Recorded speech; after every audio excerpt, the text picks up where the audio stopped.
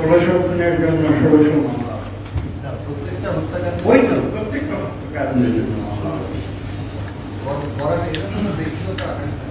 আমাকে ক্ষমা করবেন, 1600 হত্যাকাণ্ডের জন্য 1600 মামলা করে যদি আমরা আধুনিক বিচার ব্যবস্থার ভিতর দিয়ে যাই এবং যদি সেখানে ন্যায় বিচার নিশ্চিত করার যেসব চেকস এন্ড ব্যালেন্সের ভিতর দিয়ে যায়, তাহলে এই 1600 হত্যাকাণ্ডের 1600 মামলার বিচার করতে 1600 বছর।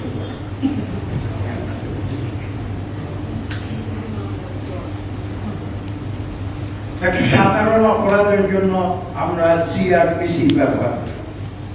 বাংলাদেশে যে অপরাধ হয়েছে সেই অপরাধ কিন্তু সাধারণ অপরাধ নয়।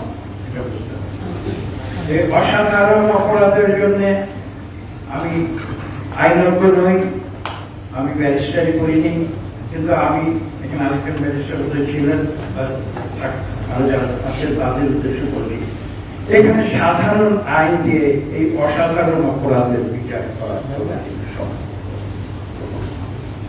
কোনদিন সম্ভব হবে না।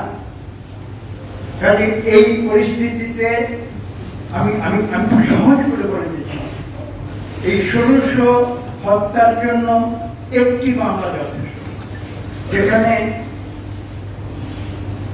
যেখানে সেই 1600 যারা তাদেরকে হত্যা করা হয়েছে তারা প্রত্যেকে সেই মামলা তারা হবেন,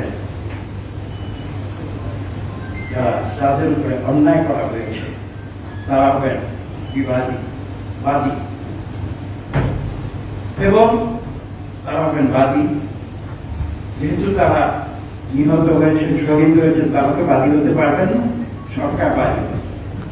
একটি মামলায় যথেষ্ট সুতরাং পক্ষে আমি আইনজ্ঞ না হয়ে বলে দিচ্ছি, এবং একটি মামলায় এই 1600 জনকে হত্যা করার জন্য যদি 16,000 অপরাধী হয়ে থাকে, তারা প্রত্যেকে একটি মামলা তারা আসামি, এবং একটি মামলায় বিচারে একটি রায় সেই 16,000 বা যদি হয়ে থাকতো না কেন তাদেরকে একটি রায় শাস্তি দেওয়া সম্ভব, এবং এই বিচার 16 ঘন্টায় করা।